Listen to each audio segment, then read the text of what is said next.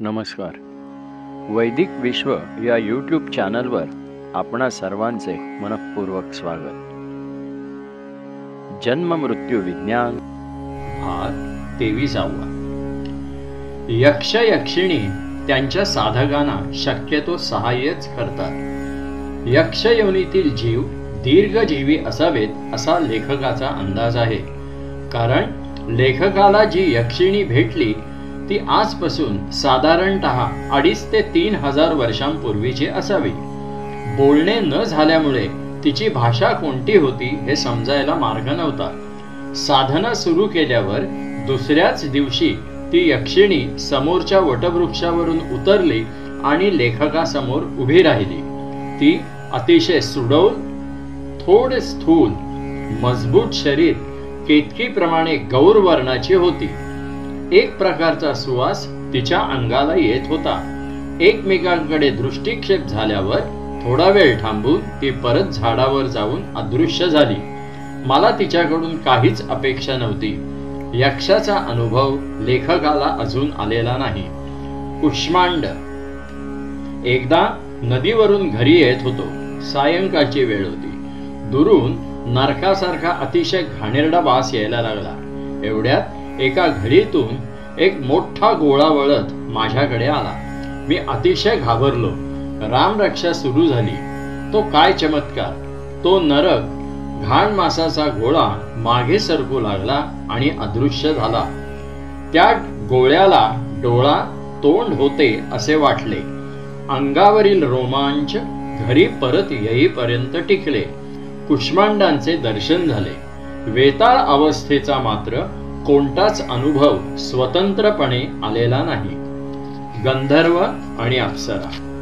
एकदा मध्यरात्री पलंगाच्या कोपऱ्यावर एक गंधर्व स्वर्गीय गाणे गात होता. हावभाव नाही की ओढाताण नाही. लेखक स्वतः गायक असल्यामुळे त्याचे ते स्वर बराच काळ लेखकाच्या कानात घुमत होते. साधारणतः मालश्री रागासारखे ते स्वर वाटले. वीणा नसताना वीणावादन चालू होते. भाषा छानदस पण न समजणारी होती. तालावर सुंदर हेलकावेखात ते स्वर तरंगत होते. गंधर्वगान जसे सुंदर तद्वत त्याचे अस्तित्वच एकूण सुंदर. स्वर्गीय, सुवासजन्य, कोमल आणि विभोर करणारे होते. मन उन्मन झाले होते. बराच वेळ भान हरपले होते. देहभानावर आल्यावर ते रम्य स्वर्गीय स्वर अदृश्य झालेले दिसले. विशेष म्हणजे त्या स्वरांतून पंचमात्रात्मक प्रतीती येत होती.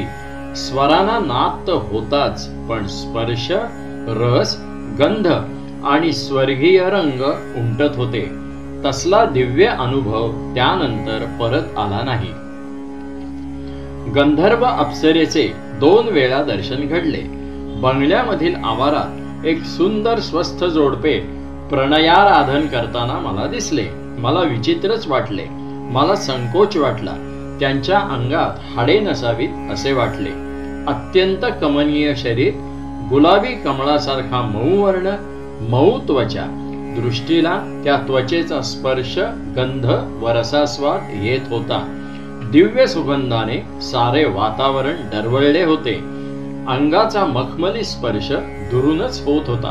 अचानक सुंदर स्वरांच्या तारा झळाळल्या आणि ते दृश्य विरले. गंधर्व योनी यक्ष योनीप्रमाणे भोग योनी आहे, पण यक्ष योनीच्या वरील उच्च योनी आहे. उच्च सत्कर्मांची ती भोग योनी असावी. सत्कर्माचा सुद्धा भोग भोगावाच लागतो. गायन, लेखन, सामाजिक कार्याचा अभिनिवेश, सत्कर्म व धर्मकार्याचा अभिनिवेश, कलेचा दंभ, काव्याचा उन्माद इत्यादी कर्माचा भोग कोठेतरी भोगावा लागेल. गीतेच्या 9व्या अध्यायात 20 आणि 21व्या श्लोकात असेच म्हटले असावे. गंधर्व लोकात म्हणजे गंधर्व अवस्थेत गेल्याशिवाय साधकाला गंधर्व अप्सरा दर्शन होऊ शकत नाही. आपतत्व म्हणजे एका अर्थाने गंधर्व लोकच होय. आपतत्वात वस्तू पाण्यात कंपायमान सावल्यांप्रमाणे दिसतात. या आपतत्वाची धारणा करणारे ते गंधर्व, तर आपतत्वातून सरणाऱ्या त्या अप्सरा होत. आपतत्वाच्या साधनेद्वारे सिद्धी प्राप्त होत असतात, म्हणून सिद्धींचे साकार दर्शन म्हणजे अप्सरा होत. तपस्व्याने अप्सरांच्या मोहात सापडू नये असे म्हणतात, म्हणजेच योग्याने सिद्धींच्या मागे लागू नये हा त्याचा अर्थ आहे. देवता दर्शनाच्या अगोदर गंधर्व अप्सरा दर्शनाचा लाभ होतो, कारण देवदर्शनाच्या अतिनिकट आपतत्वातील ही दर्शन अनुभूती असते. ज्या धर्मात मानवी दर्शनाचा विरोध दर्शविला आहे, अशा निराकार पंथातील साधकांना मानवी आकार जरी दिसला नाही तरी तत्वदर्शनाचे सर्व दृश्य व अनुभव अवश्य येतील. गंधर्व दर्शनाचे अवस्थेत प्रत्येक साधकाला एकसमयावच्छेदे करून दिव्य स्पर्श, सुगंध, रस, वर्ण व आकार याचा अनुभव येईलच. निराकार अनुभवापेक्षा साकार अनुभव म्हणजेच दर्शन अधिक सुखकारक व आनंदमय असते. पण या दिव्य योनी असल्यामुळे त्यांचा अनुभव कोणत्या तरी रूपाने येईलच. कारण देहावस्था. कारण देह वा कारण जगत इच्छेच्या पलीकडील विशाल दिव्य जीवन आहे. येथे इच्छा केवळ बीज रूपाने शिल्लक राहते. या अवस्थेत साधकाला इच्छा करण्याची आवश्यकता राहत नाही. केवळ संकल्पानुसार येथे आपोआप कामे होतात.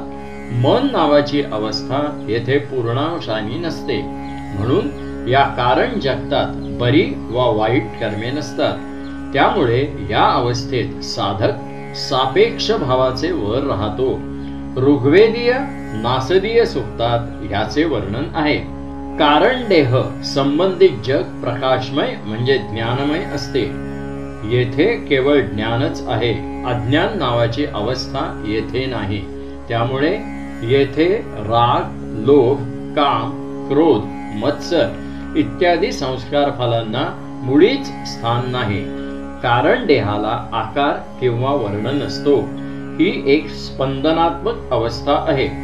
परंतु या अवस्थेतील साधकाला सर्व अवस्थांचे ज्ञान आणि संकल्प असतो. कारण देहावस्था वा कारण जगताचा संबंध जड जगताशी अतिशय दुरान्वयाने म्हणजे जवळजवळ तुटल्यासारखाच असतो. म्हणून या जगतात वावरणारा जीवात्मा जड जगताचा व्यापार व बंधनापासून मुक्त असतो. नासदीय सूक्तात या अवस्थेचे शब्दापलीकडील वर्णन केलेले आहे. नासदासीन्नो सदा सिद्धदानी नासिद्रजोनो व्योमापरोयत् किमावरिवः कुहकस्य शर्मनंभः किमासीत गहन गभीरम. कारण अवस्थेत स्थल, काल आणि वर्तमान सुद्धा नसते, परंतु ही देखील एक बद्ध अवस्थाच आहे. कारण शरीराला सुद्धा मृत्यू असतो, परंतु त्या मृत्यूचे कालमापन युगायुगापर्यंत असू शकते. कोणत्याही घटनेच्या मूळ कारणाशी या अवस्थेचा संबंध असल्यामुळे या अवस्थेतील साधक पुन्हा जन्म घेऊ शकतो. गुरु गोविंद सिंगांचे असेच उदाहरण आहे. त्यांनी आपल्या जन्माबद्दल लिहिलेल्या विचित्र नाटकात स्वतःच्या जन्माचा कारण देहापासूनचा इतिहास लिहिलेला आहे. ते त्याचे वर्णन असे करतात. हेमकुष्ट पर्वत है जहाँ सप्त शृंग शोभित है तहाँ तह हम अधिक तपस्या साधी महाकाल कालिका आराधी तप साधत हरि मोहि बुलायो हम कही के इहलोक पठायो मैं अपना सुत ते ही निवाजा पंथ प्रचुर करी बेको काजा तब मैं जगत जन्म धरी आयो. पुन्हा भेटूया पुढच्या भागात. धन्यवाद.